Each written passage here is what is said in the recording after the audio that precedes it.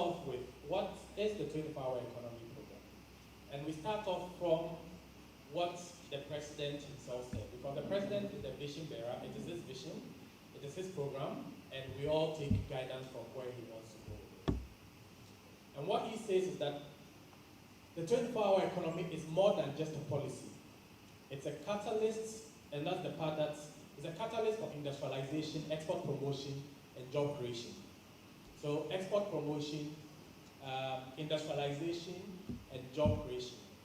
And that's why, for instance, when he was appointed the presidential advisor, he appointed the presidential advisor for 24-hour economy and accelerated export development. So you realize export promotion is very important. The industrialization, it's important for us to build a modern economy, an economy that has gone through the process of not only developing agri to feed its people, but also industrializing to produce the finished goods that we need to power our economy. And also job creation. Job creation, and we get to understand it, even further when I talk about why the 24-hour economy. We need an economy that actually works and delivers the jobs and prosperity for our people. Not just an economy that grows for a few and does not necessarily create a job for the Ghanaians. And that's why he also talks about it. It's about building an economy that works for everyone, every hour of the day. So social justice is important.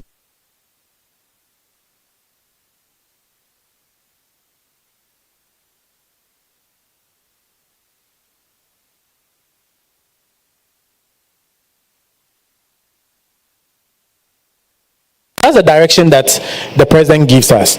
And then on May 28th, when he met the private sector folks, he also talked about, he gave a distinction of what the 24-hour economy is as a destination and what it is as a program. So as a destination, and this is what a lot of us actually talk about when we talk about 24-hour economy. As a destination, you're looking at getting to a stage where you have an economy that is so productive that you are utilizing every single resource that's available to you. And where you've optimized the utilization of your resources such that just a one-shift economy does not give you the best. Where you need to basically operate in multiple shifts in order to be able to get the best out of what you have.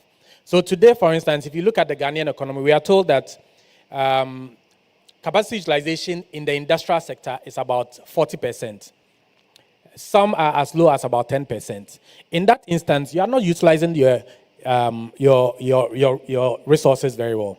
You want to get to a stage where within the 8 hours, we are utilizing 100% of the capacity available to us, and that we need additional shifts, and we need to utilize all the time available to us in order to be able. So you need to be able to produce 300 times what you produce today in 8 hours. That's the destination we are looking at, a destination where we are so productive and we are so efficient that we are optimizing the utilization of all resources. But to get there, you need a program. Right? And the program is what the 24-hour economy program is all about. Because see it as a journey. It's a journey to get to that destination where you have that optimal utilization of all your resources. And that journey requires us to be able to identify all the constraints that prevents us from building that economy and being able to take out those constraints so that we eventually get to that destination. And within the program, we've set for ourselves 6 key objectives. So the first one is that we want to significantly increase input self-reliance and reduce Ghana's vulnerability to external shocks. The second one is to facilitate, and let me talk a bit about the input self-reliance and the vulnerability to external shocks. When you look at our industry today, we're told that we import more than 50% of inputs for manufacturing in Ghana. And yet, we consume more than 90% of everything that we actually manufacture in Ghana. So what you have is a situation where even in terms of the things we manufacture, we need to go outside, get inputs before we are able to manufacture. When it comes to agriculture, almost all the inputs that we use for agriculture, we are importing. Poultry, we import day-old chicks. We don't produce any day-old chicks. We import the seeds that we use for agriculture. So every single thing, we need to go out there and import. And COVID taught us one thing, that global supply chains can be disrupted. And if you don't build that resilience and that self-reliance, you're going to get to a stage where if anything happens on the global stage, Trump bombs Iran, then you start wondering, is this going to become a big news in Ghana? You don't want to get to that stage. You want to get to a stage where you are self-reliant. So one of our objectives here is to be able to build that input self-reliance. And then in doing that, also reduce our vulnerability. So build a certain level of resilience to external shocks. That's number one. Number two is facilitate the comprehensive integration of value chains to produce more of our needs. And this is also a very important objective for us, the integrated value chains. Because one of the things we realized whilst we were doing our analysis leading up to the development of this program was the realization that there are a lot of really good programs and projects scattered around in the ministries, departments, in the NGOs, private sector, and all of that. The problem we have, though, is one, you don't have a coordination across all of these. So you have things that are done in silos. And so the benefits, you don't see it translating into other, sectors. And then what you also then have is sometimes, because we haven't looked at the whole value chain and the implication of what we are doing, you solve one problem here and then you create another problem over here. And I'll illustrate with an example that we came across. There was a project to improve poultry production, local poultry production. And so Ministry of Agric, in doing this, imported 2 million birds, 2 million day-old chicks for the agric sector, for the poultry sector. Poultry farmers came to get it. They picked it because this was good, right? They were going to produce poultry. 6 weeks later, the poultry was ready, but this was the problem. At that time, the only processor that we had in this country was Darko Farms. And Darko Farms also, when the government announced this push for poultry, they also imported their own day-old chicks. And their day-old chicks were also ready for the market. So they couldn't process other people's day-old chicks. They had to process theirs. So people had their day-old chicks, or people had their matured poultry stay on additional 2-3 weeks before they could get processed, because Darko Farms had to finish theirs before they start processing anybody's. Then there was another problem. We hadn't thought about storage. At that time, there was no storage facility in Ghana. So when they started processing, they couldn't find any place to store it. So now you had farmers who had invested in poultry farms, who had, taken care of the poultry. They were ready. First, the poultry got ready later than it had to be, and now they had to sell it cheap, because if they don't sell it, there's nowhere to store it. That is because we didn't think of an integrated value chain approach. When we're bringing in the day-old chicks, we didn't think about, once you bring the day-old chicks, where would they be processed? What would be the offtake? All of that we didn't think about, right? Now, our program is looking at ensuring that today, when we are solving a problem, we don't only look at one part of it, we look at it all through the value chain. But also important, also integrate different value chains. Because when you talk about poultry, poultry needs feed, right? The feed will come from maize, will come from soybean, will come from fish meal. Those are other value chains that integrate with this poultry value chain to ensure that you are producing the poultry at the cost that is affordable. Because today, when you talk to our poultry farmers, they tell you feed is about 70% of the cost of producing the poultry. So if you bring all the poultry and you haven't thought about how do you produce the feed, it's essentially you are not going to be able to get poultry at a price that's competitive. So that's why we talk about facilitating the comprehensive integration of value chains to produce more of our needs. Number 3, I don't think that requires too much explanation. Optimize the utilization of production resources, including human labor, power, natural resources, and capital to achieve high productivity, shared prosperity, and more balanced lives. Essentially, we want to make sure that we are optimizing the utilization of every single resource available to us. And to this, right, there's something that someone actually said, which continues to gnaw at me all the time. He said, one of the things he realized in Ghana is that you cannot move 10 meters without seeing something that is not excellent. And because we are surrounded by so many things that's not excellent, we take not being excellent for granted. And so we actually think being excellent is not the norm. The norm is not to be excellent. So we don't do everything to the best of its ability. So if we say we'll start at 11, no, it actually means we'll start at 11:30, 12, maybe 12:30, right? We don't optimize the utilization of everything that we have. Being excellent, part of being excellent is making sure that you are optimizing the resources that are available to you and getting the best out of it. And that's one of the things that we want to be able to get Ghana into, right? Where we have the ability to optimize the resources, but also we have the mindset to optimize the resources. Then 4 is increase the volume and types of production, and that's increase meaningful employment.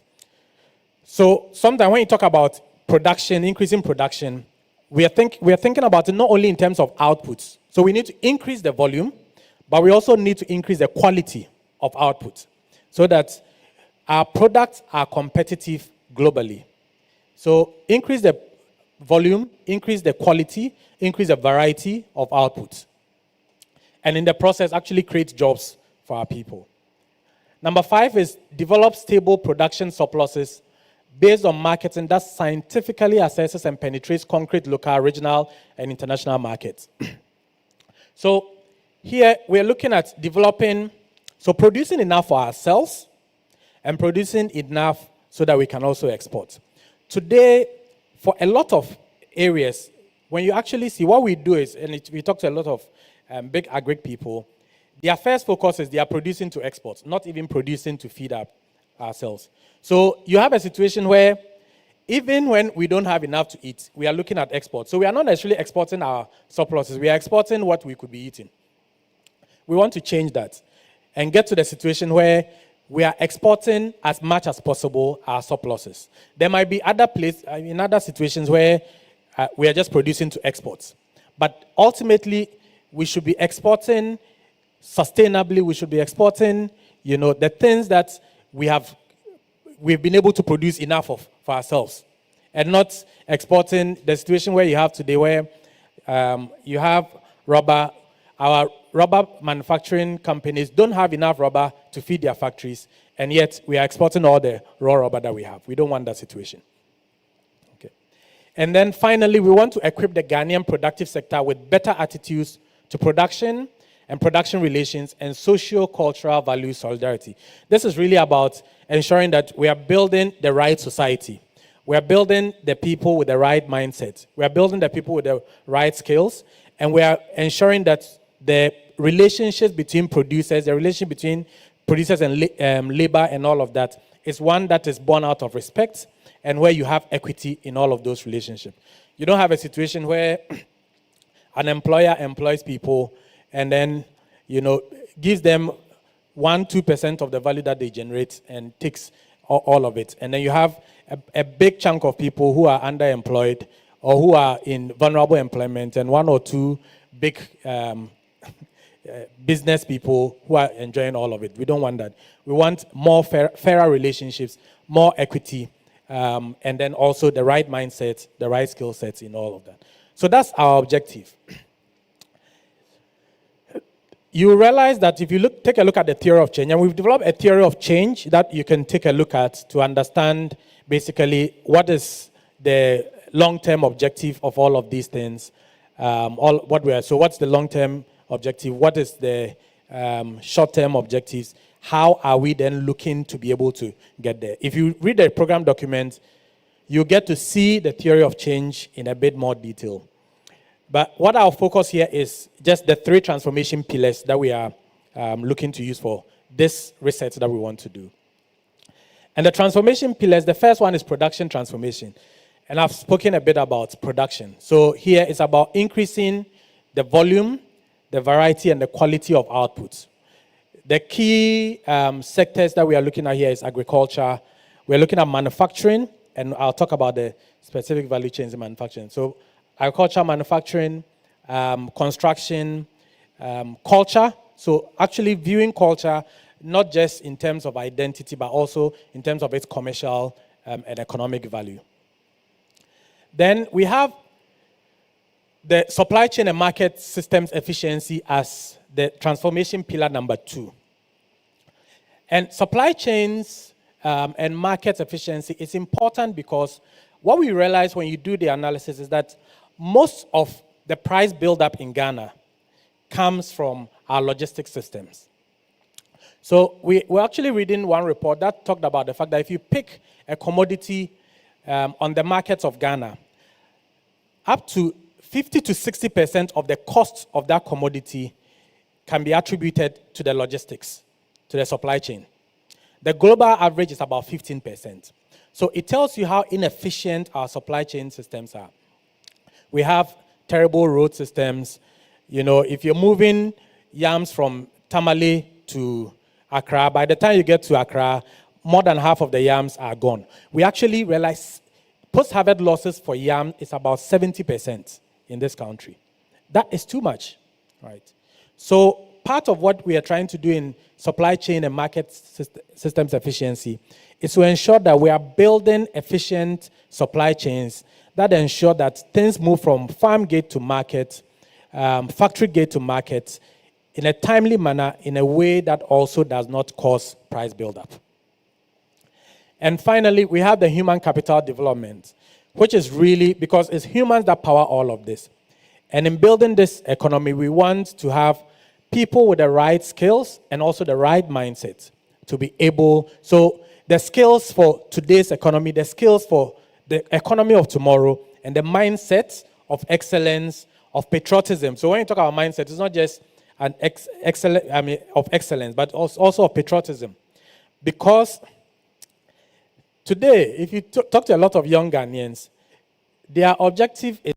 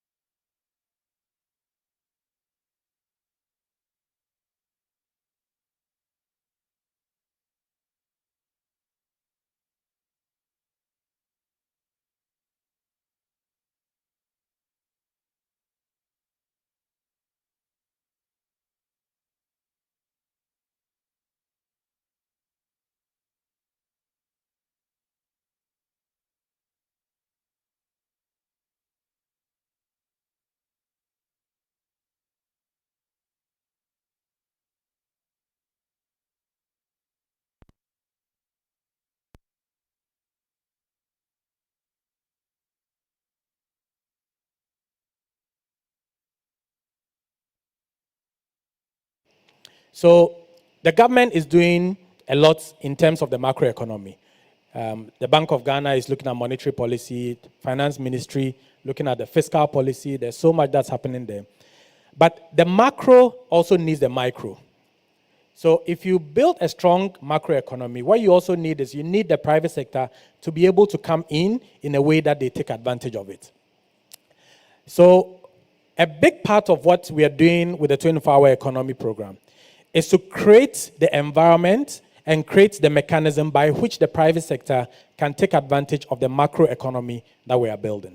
And that's why we are private sector focused. And you will get to see, when we talk about the financing, some of the ways we are looking at to bring in financing to support the private sector to be able to drive this agenda. And so as much as possible also, you realize that the way we build the program is to build it off the government balance sheet. So financing for this program is not going to be the kind of financing that you put on the government balance sheet. And this is important because today we are in an IMF program. And even after we go off, there will be obligations that we need to meet. Those obligations constrain the ability of government to be able to mobilize all the finances that we need to drive the agenda. And so we need to find ways of bringing in $1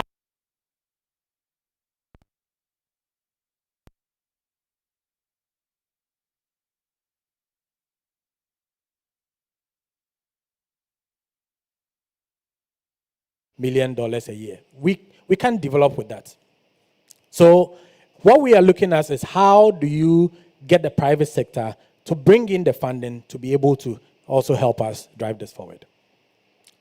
And just to give you a sense of the value chain.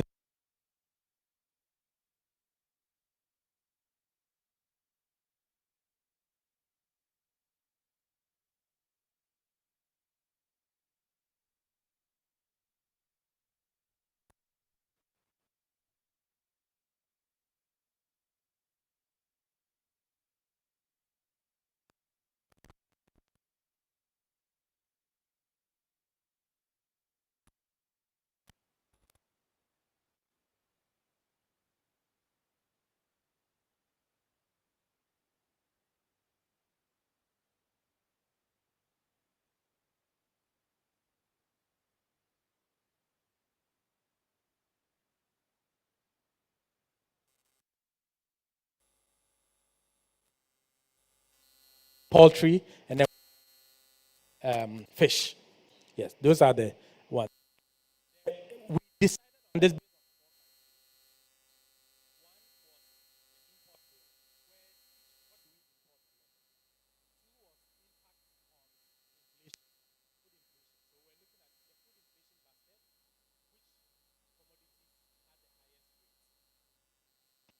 Was demand in Ghana, and the fourth one was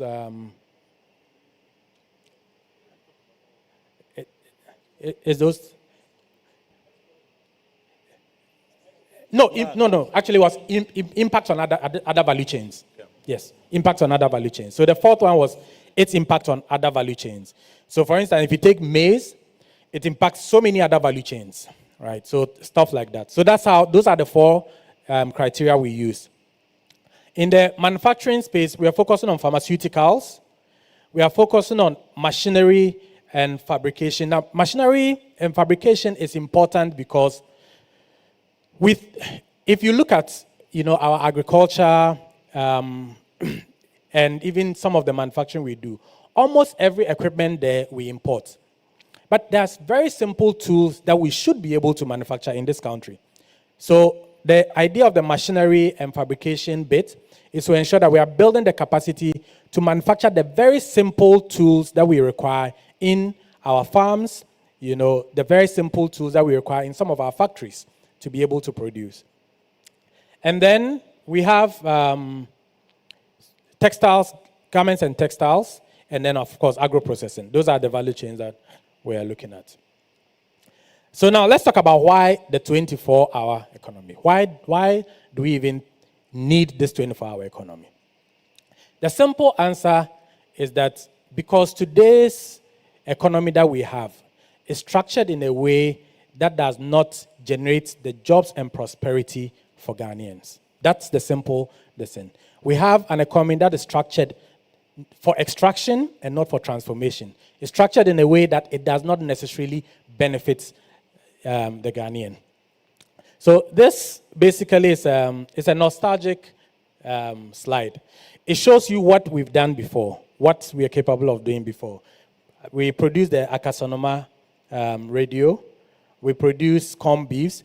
And, people get shocked that Ghana, we used to produce corned beef. But corned beef is so simple to produce, right? But we don't have it today. Today, all we know is, corned beef from Brazil and other places. Okay. So you have an economy today which is structured in a way that we are largely dependent on the export of a few, raw materials. Actually, 3 raw materials: gold, cocoa, and oil. And almost everything else we import. Okay. It is no different from the economy of the 1920s. Only difference is we've replaced timber with oil. So we are essentially just an economy for extraction. And then we import everything else. So if you take a look at this graph, for instance. So this graph, we're trying to look at contribution to growth, right? So what's the contribution to GDP growth in Ghana? And if you actually even look at composition of GDP, it's not very different from this contribution graph. But what you see is trade and repairs today completely dominates our economy. Okay. We've moved to a situation where agriculture's contribution has come down. Manufacturing contribution has also come down, but mostly it's trade and repairs. That's driving growth in this economy. And most people will tell you that, agriculture's contribution coming down is not necessarily bad. Because if you look at most industrialized economy, as the economies grow, agri's contribution will come down. But then what you have is that you have industrialization going up before you get to the stage where services come up.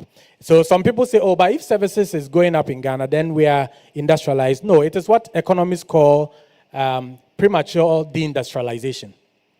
So we move from an agrarian economy to a service-driven economy without industrializing.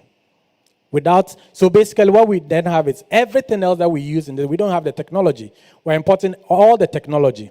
And if you look into this trade and repairs, almost all the components are actually imported commodities. So our economy is driven by, trade in imported commodities, imported technology, everything else. And, we export raw materials that people then use to produce the things that they bring to us. And sometimes once they do that, they also give us a bit of aid from all the value that they've extracted from us, and we are happy. We need to change that. Now, in looking at the things that we actually import, we wanted to take a look at what the composition of export, what are the things that we're exporting? Because, mind you, we're looking at a self-reliant economy. So you need to know what is it that your people rely on so that you can figure out how you produce it for them. And number 2 and 3 were the interesting ones here, which for me was a bit shocking when I didn't know this until I started looking at it. Well, number 2 largest food imports is guts, bladders, and stomachs of animals. And number 3 is frozen cuts and offal of fowl. This number 2, I was shocked when I saw it. Because this is, you go to a chop bar, you get your TZs and your towel and all of that. And you expect that this towel is some sheep that was slaughtered in, say, Ashama or somewhere. Not knowing it is coming from Europe, right? The yemuade we are eating, the gizzard and all of this, is coming from somewhere in Europe. Luckily, we didn't have any gizzards today, but we had, chicken cuts over here. Right? We can't have an economy where even the simple things that we can produce here, we refuse to and we import. Okay. What you have is a number of things. First of all, if you have an economy that is structured that way, even when you are trying to solve problems in one sector, you end up causing problems in other sectors. And I'll give you an example. You give $100 million to somebody to start a tomato manufacturing plant. But what the person will most likely do is they will use some of the money to buy the land. That's almost all the money that will remain in this country. The rest of the money, they will buy machinery. They will go and import it from somewhere. They will buy the raw materials. The tomato, we don't produce the tomatoes. They will import the tomatoes. They will import the human resource that you need, because they'll tell you they need a certain kind of engineer that you can't find in Ghana. So you might end up having about 90 million out of that, your 100 million, that you give to somebody to start the factory, being used to buy things from outside. Not only that, every year, they would also need to then demand, more things from outside in order to keep the business running.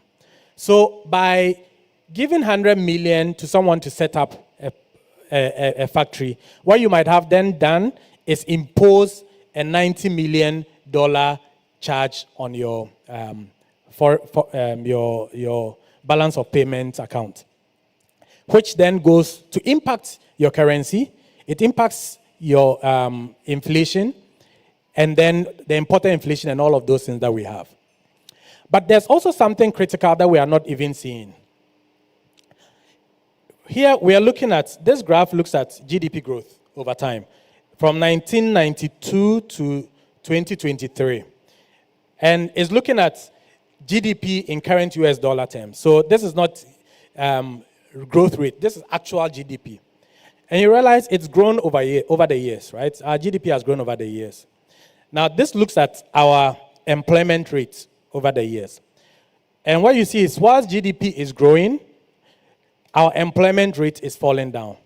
So the economy is not creating enough jobs with growth. We have, because of the way we've structured our economy, we've hampered the ability of the economy to create jobs with the growth that it experiences. We did an analysis in 2023 looking at what we call employment elasticity of output. In the 90s, this was around 0.7. By 2023, when you look at 2023 data, it was about 0.2. What does that mean? That means in the 90s, a 10% GDP growth was improving employment rates by about 7%.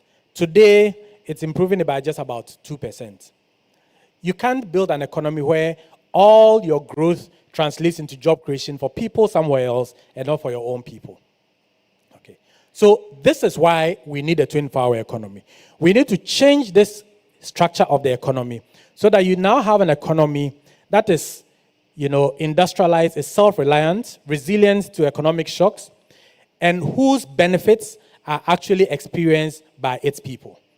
Where if the economy is growing, you see Ghanaians actually prospering. Not an economy where it's growing, but Ghanaians are like, we can't see it in our pockets. Okay. That is why we need a 24-hour economy, and that's why we put in place the 24-hour economy. Now, if you take the 8 sub-programs, the way the 8 sub-programs have been structured is to identify the specific constraints within those sectors and figure out ways to overcome those constraints. So one of the things that we are doing, even to start off all of this, is we're proposing certain incentives that ensure that we are directing investments into the value chains that we want to focus on, and also ensuring that it's easier for people to succeed over there. Part of what we are doing with those proposals, incentives proposal, is to remove discretion. Because if you take a look at the exemptions law in Ghana today, there's so much discretion, which means you apply and somebody has to decide if you get it or not. One of the things we want to do is to ensure that if there's clarity on what you need to do to enjoy these exemptions. You don't need to go and apply to anybody. You just need to know if I do A, B, C, D, it accrues to me. Remove that discretion and make it very clear for people to know what to do. But in order to also execute the sub-programs, we need to then develop specific projects that tackle the constraints and ensure that we overcome those constraints. And some of the projects that we've talked about, that we've developed, is what I'm going to talk about. First one is the Volta Economic Corridor. And perhaps some of you have heard about it because the president spoke about it at length. Because as you look at Ghana's, development, the distribution of development in Ghana and all of that, one of the things that strikes you is that when it comes to infrastructure, the roads, the railways, and all of that, a lot of it, you find a lot more of it. It's not a lot though, right? So the little that we have, you find a lot more of it scattered in the western side and not much on the eastern side. Now, there's a reason for that because people don't avert their minds to that. The reason for that is that the colonial masters who built a lot of this infrastructure, when they came, they were interested in extraction. So they built the railways to the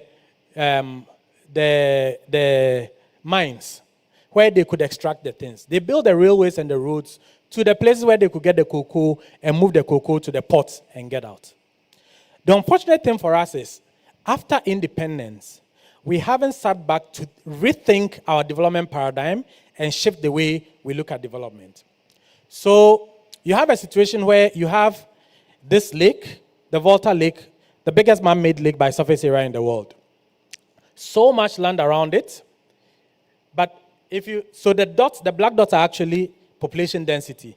You see how all of this place is almost empty, right? You don't have people around the lake. In other places, when you go to other places, the water bodies are actually the places where you have more people living. In Ghana, it's the opposite, right? Because of where it is. And there is very little irrigated land across here. When you look at the total irrigated land under cultivation in Ghana, it's about only 5% of the total land under cultivation. The public sector projects that we actually looked at was only about 33,000, Charles. The JIDA, 33,000 hectares, right? Only about 33,000 hectares. You have more than 4 million hectares of land under cultivation. Only about, 33,000 of them is under irrigation by public projects. And if you consider all the privates, there's less than 5% of them under irrigation. And yet we have all of this water.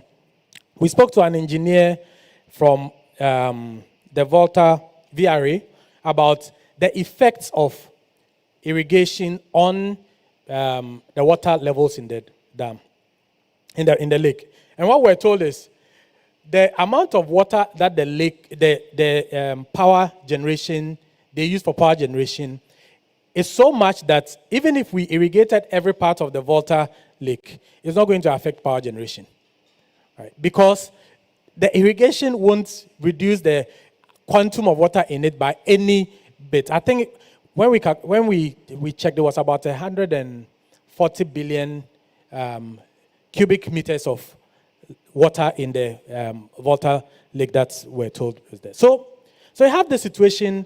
Nas, it's 32 trillion gallons. 32 trillion gallons. Okay. So much water, so much potential, arable land, and we are not using it. Now, guess why we are not utilizing it? Because what they will tell you is that it's too expensive to develop the place. There are no roads there, so if you want to access it, you need to build the roads. And we don't have the money to build the roads. That's what we are told. And essentially, that also means our colonial master didn't build a road there for us, and so we won't be able to develop. So we are saying, okay, if it's so expensive to build the roads here, then let's use the water itself as the transportation. Because water, you can use water for transportation. And water transportation, we learn, is actually 1/8 the cost of road transport. So it's cheaper, it can be greener, and it is less expensive for us to develop. Okay. So if we use the water for transportation, then we open the place up, and then we can create, irrigated agriculture all around there and ensure that we are significantly increasing agric output. And then you can then co-locate with industry, agro-processing and all of that. And then you have an economic corridor that can feed all of us here and even our neighbors.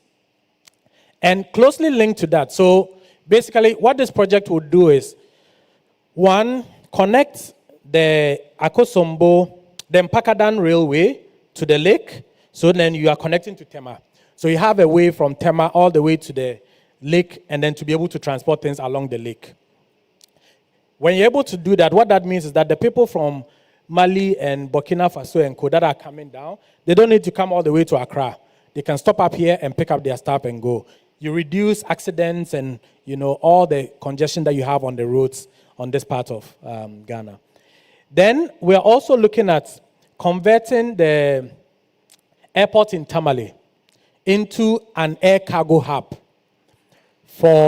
So it's the closest, airport to Europe and North Africa and north of us.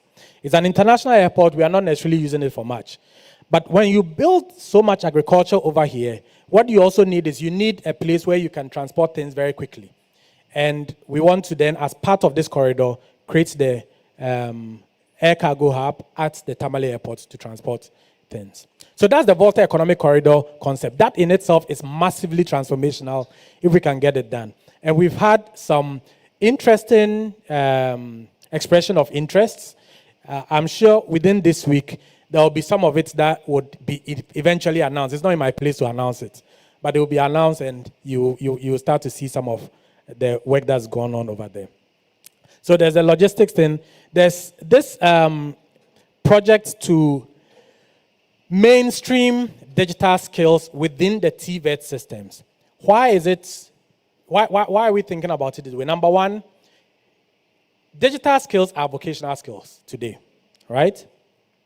And you want to get to a stage where everybody has access to the digital skills. And you have TVET colleges spread all over the country, right? Who, if you take a look at their curriculum, they are not necessarily producing the right kind of people with the right kind of skills for the market. So what we are doing is we've worked with them on a project where we would develop a curriculum for digital excellence, and then they will start rolling this out within the TVET system. What it would then do is that it means if it's available in the TVET system, then it's available to almost all Ghanaians, because you find the TVET, schools all over Ghana. And then you build, together with that, you build the digital centers of excellence that provide the tools for both the students and also for the communities. So you end up solving the problem of the training people with digital skills, but also providing digital tools for the communities to be able to access. So that's also one of the projects that we are looking at. Let's see. Are there any more things that actually, so the first 6 that we are looking at are these 6 TVETs to pilot it, and then we'll move it forward right after that. There are several other projects. So you see, I'm sure these have been sent to you. You see several other projects that we are looking at. The thing is, we are not going to be able to execute all of this at once. We need to phase this. But one of the things that we also realize in developing this project is when you talk to our development partners, the development finance institutions and all of that, what they tell you is that Ghana often doesn't have projects that are viable. So in the year, when the year begins, it's now that we are thinking about projects to fund. And then we spend the rest of the year doing project preparation, and by the end of the year, we've forgotten about it and we've jumped onto new projects. We want to change that and build a long-term pipeline of projects which are all focused on the objectives that we want to achieve so that we can build towards it. That's what we're looking at, and that's why we've developed all of this project list. Now, let me talk about the value chain financing bit. To start off with, this is very music to our ears. The Bank of Ghana wants to work to lower rates to 10% in this country. And we think that's important. Because when you look at financing, right, there were 3 issues that we identified as big constraints to financing. One was the interest rates. The kind of interest rates we have in this country doesn't allow you to build a business. It can allow you to trade, but it doesn't allow you to build a long-term business. That's number one. Then you have a situation where the tenor of facilities hardly go beyond 24 months. You might get 36 in a few instances. But most credits in Ghana, and most financing in Ghana is short term. You don't have a lot of money coming through the venture capital, system. The banks will give you, 12 months, 24 months at the most. And what is also, what's also more interesting is that even to get access to this high interest short-term lending, you need to put up huge collaterals. Right? Part of the problem with the collateral thing is also regulatory, because the regulator requires them to do that. But then you have a situation where financing is highly collateralized, short-term, and very expensive. It makes it almost impossible for the Ghanaian to be able to compete. Because sometimes you are competing with industrialists who are bringing money from their countries at significantly lower interest rates, sometimes even subsidized. And then you are competing with them over here. Right? You have a situation today when you go to BA and others to buy cashew, you have, I think it's the Indians and the Chinese who are able to buy the cashew and the cassava and co, because the Ghanaians can't raise the kind of funding to buy it. Why? Because if you are going to get a loan in Ghana, by the time you finish your business, you won't be able to pay off. So our whole structure, financing structure here, is meant to address these problems. And so we've thought of financing in two ways. First is financing the infrastructure, the bulk infrastructure. And second is financing the enterprises. Financing the bulk infrastructure is important because you want a situation where when businesses come in, it is just plug and play. And that's why we are looking at building agroecological parks. And in the agroecological park, essentially what you need is you need to get the land, prepare the land, put in place the irrigation facilities, put in place the storage facilities and all of that, so that farmers can easily get on there and start farming. You want industrial parks where the land is prepared, you have the energy, you have the water, and all the things that an industrialist needs, so that when the industrialist comes in, it is easy for them to just plug in and play, right? So, but somebody needs to finance this bulk infrastructure so that it doesn't become the headache of the industrialist or the farmer and all of that. And over there, we are working with the Ghana Infrastructure Investment Fund. They are the infrastructure partner for the 24-hour economy program. What they will do is they are looking to set up 3 SPVs. One focus on industrial parks, one focus on agroecological parks, and one focus on lake transport. And these SPVs will then crowd in private investment to be able to execute these projects. The government support for this is to provide what we call viability gap funding, because some of the infrastructure might not be commercially viable. But with the government funding, you're able to then plug that gap, make it commercially viable, and then crowd in the funding to be able to move it forward. So once they set up the industrial parks, the agroecological parks, you then have private enterprises who then invest in there. But you need to also think about how you finance these private sector guys. And that's where we are working with Exim Bank, DBG, and the Venture Capital Trust Fund to provide the funding for these guys. And the model here, there are two things that we are currently pursuing. The first one is on CapEx financing, because these guys also have capital expenditure that they need to finance. When you think of financing generally for the business, there's CapEx, there's OpEx. So we need to figure out how are they financing CapEx, how are they financing the OpEx. The CapEx financing, because of the situation we are in as a country, and it's very difficult to borrow and for government to be able to borrow and all of that, we're looking at working with some consultants to build a scheme where export credit agencies finance their businesses or businesses in their country that produce the kind of capital equipment we need, and then be able to then export those equipment to us over here under a scheme that is anchored around Exim Bank. So Exim Bank will basically anchor all of this, provide the capital expenditure, capital equipment, and be able to provide it to the enterprises. And then we have the value chain financing bit, which is what is shown over here, where we are sourcing in money that will run through DBG and Exim Bank and others through the banking system to potential beneficiaries. The key over here, this is maybe later we'll be able to talk a bit more about it, but the key here is there is a technical assistant component of all of this to organize potential beneficiaries into cooperatives and trade associations and de-risk them such that it's easier for the banks to then deal with them. We are building an online lending platform that helps credit decisions to be taken very quickly. And then there's also credit enhancements that is built in here to ensure that the banks have some comfort and also the lenders are protected to a certain extent. So that's in general, no, go further. That's in general what we are looking at. I think this is the on-lending platform that I was talking about. Now, the other thing that you realize, people often ask, so how can I take part in this? How can I also enjoy the 24-hour economy? There are several opportunities.